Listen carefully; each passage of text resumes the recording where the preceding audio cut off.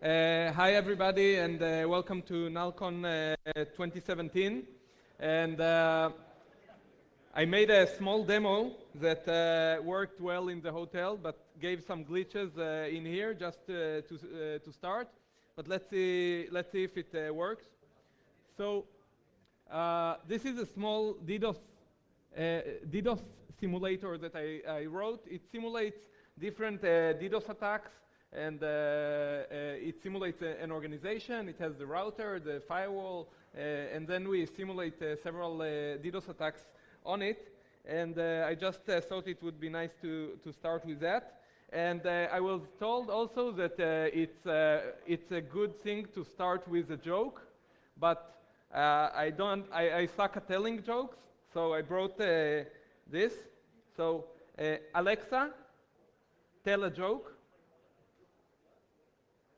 Knock, knock. Who's there? Figs. Figs who?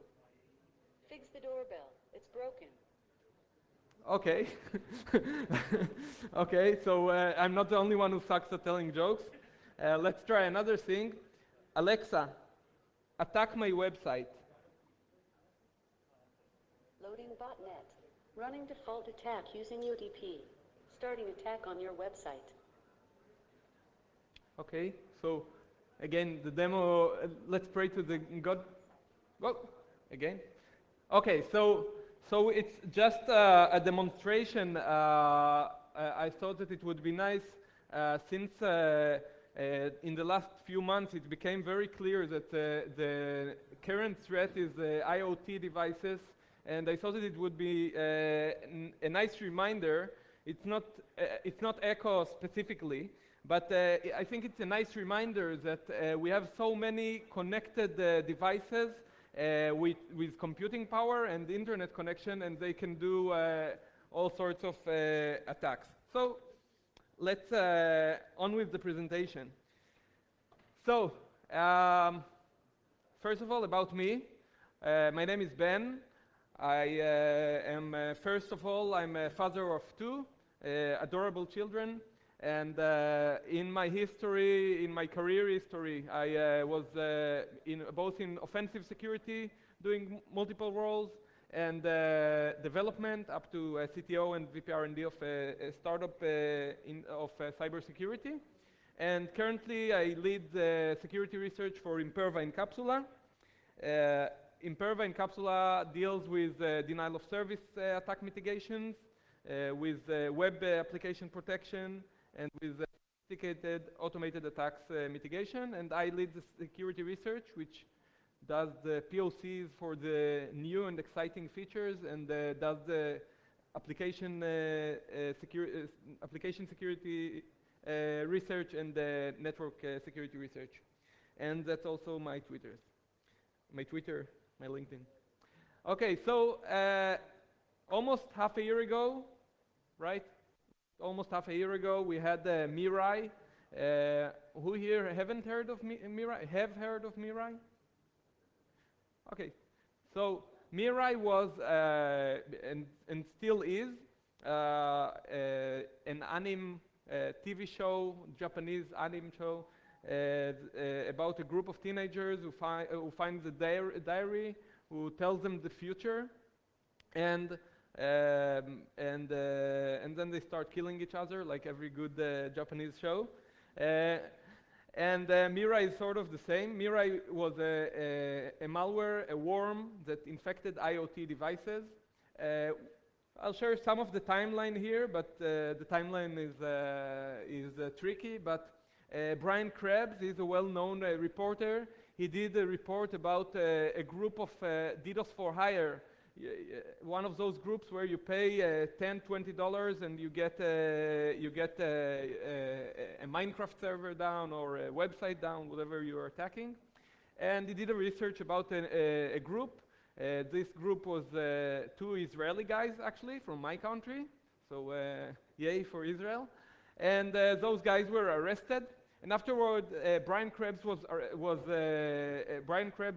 website got DDoSed so hard for 4 days that his CDN had to set him free. And after a few days, The source code of Mirai, which is a worm that infects IoT devices using default credentials, was released on GitHub.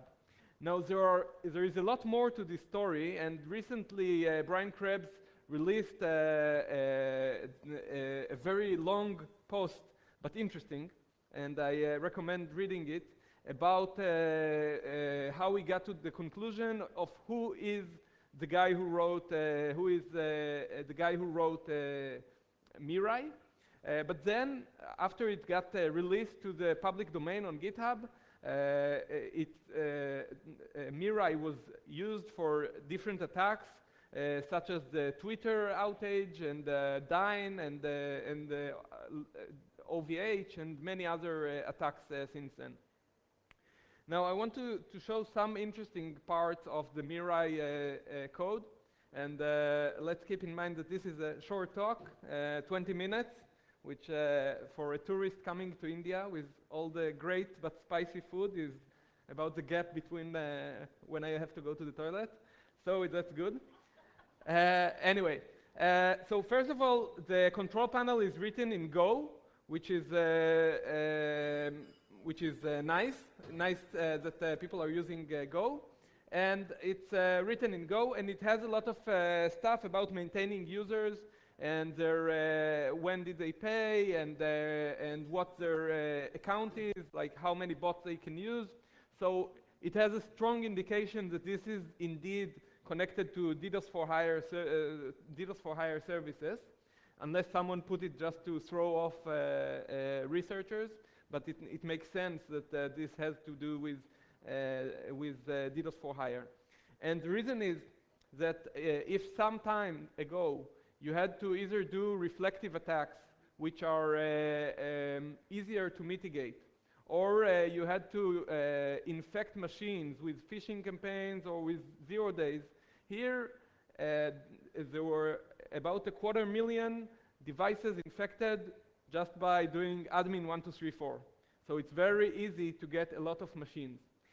Mirai, when it infects, it also does some memory scraping, and it looks for other malware, because it wants to gain full control of the machine.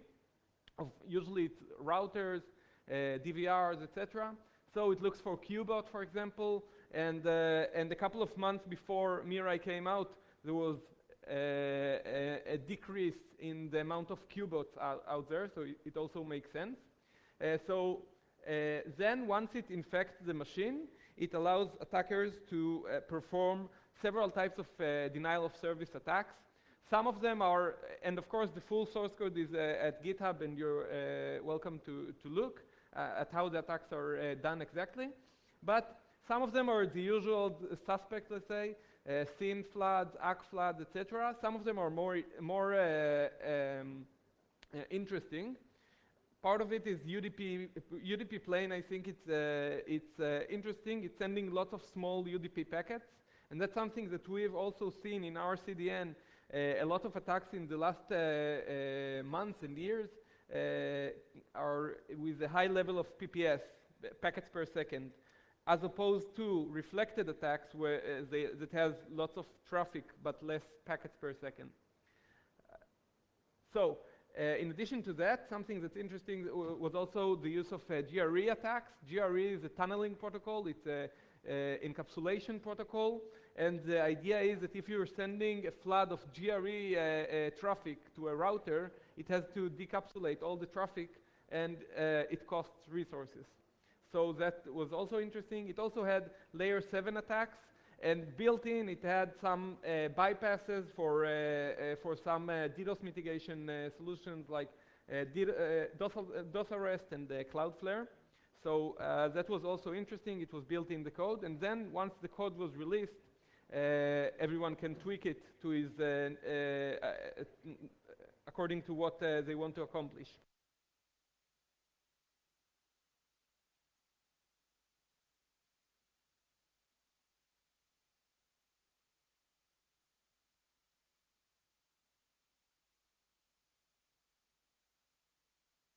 Credentials, 61 default credentials. It's no wonder you're getting almost world domination. This is the attack map of one of the attacks done by Mirai, and it shows from almost all the world, and that's just one attack. From almost all the world, there were attacks by Mirai, and there's no wonder that once you have so much power in your hands, you can disable even large services like Dyn. So what's waiting for us around the corner? I don't want to make any sudden moves here. So what's waiting for us around the corner?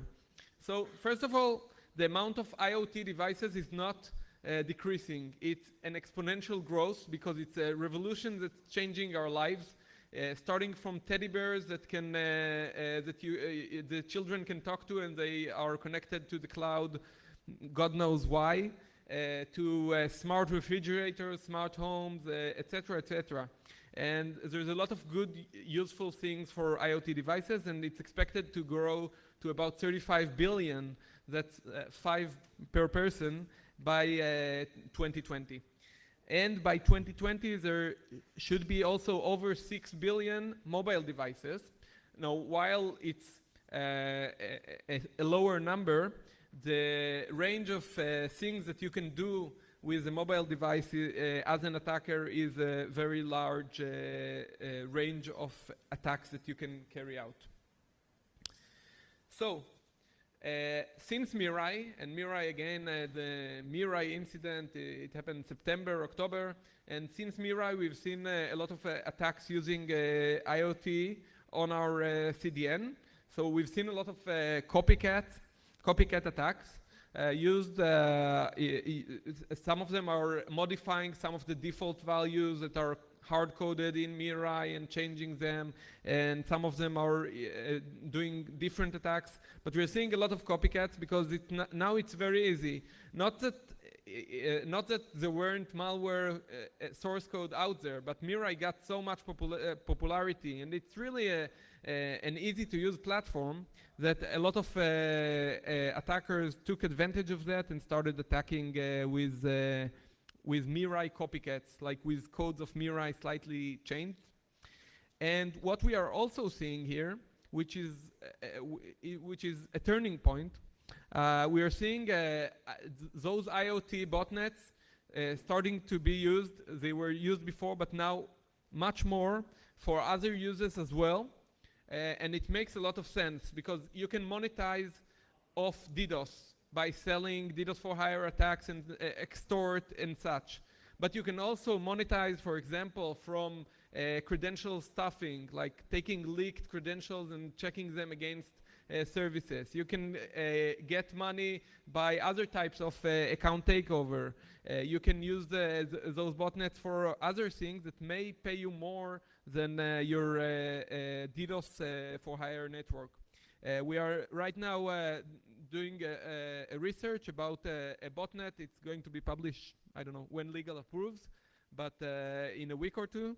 But about a very large botnet that's used, well, primarily to sell Viagra, alongwise abusing certain vulnerabilities, but it's coming again from IoT devices.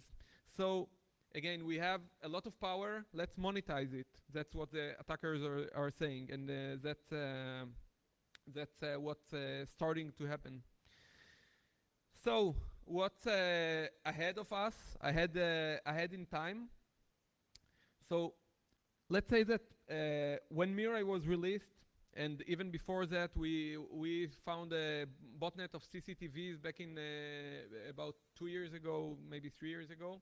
But there's a lot of cheap IoT devices that can be used as weapons for attackers. So they are mainly used for DDoS, mainly in DDoS for hire services that can offer very low prices for attacks, $10, $15 for attacks, and by using those very cheap machines. Now we are starting to see, like I said, better aimed attacks. Some of them are more customized to the target. Perhaps the payload is distributed across a variant of Mirai, and they are better aimed. And we are starting to see sophisticated, more sophisticated denial of service. Some of them replays traffic of clients to make it harder to mitigate. So those types of sophisticated attacks, and we are starting to see botnets used more and more for things other than just denial of service. And the next stage is that they would also make coffee, of course, because that's the meme, and I had to follow up with it. So that was my short talk about Mirai and about the world after Mirai and where we are seeing this going to. Now, another thing I would like to mention before I run out of time is if you remember this cat from the mobile billions of machines that we will have by 2020. Again, I would like to emphasize we've seen this year attacks from mobile botnets as well, and the advantage that attackers have when they are attacking mobile devices, apart from, of course, access to the data on that device itself, is that you have a platform that can very easily imitate users' behavior, where on a router you need to make everything from scratch. So if you need to support JavaScript, do some JavaScript challenges, etc., it's hard to make this code work on an IoT device because you need to code it from scratch, and sometimes it's a different distribution, etc., etc. However, on mobile devices, by installing rogue applications, and that's what we've seen in the botnet attacks done by mobile devices, you get more sophistication because you can start from having a browser built in. So if you're sending requests, it's easier to send requests that are harder to bypass, harder to mitigate. Sorry. So before I leave, it sounds very bad. So are we all doomed about this exponential growth in attack power? So first of all, I'll take this from 3 points. One, from organizations' perspective, organizations that are ready and are making themselves ready for denial of service attacks. They are better prepared, and usually they don't get a lot of damage, if at all, from these attacks, like with any other type of security threat. The second thing is about IoT manufacturers, and they need to make sure that their security is much better and they don't spread around the world diseases like having admin root as your credentials. And perhaps regulators can take this and say, we don't allow import of IoT devices to India, for example, from China, because that's where it usually comes from, unless it goes through at least basic security testings. So as well as us being more aware of this, we also will not just plug anything we find to the internet. So with this, I finish. Thank you very much.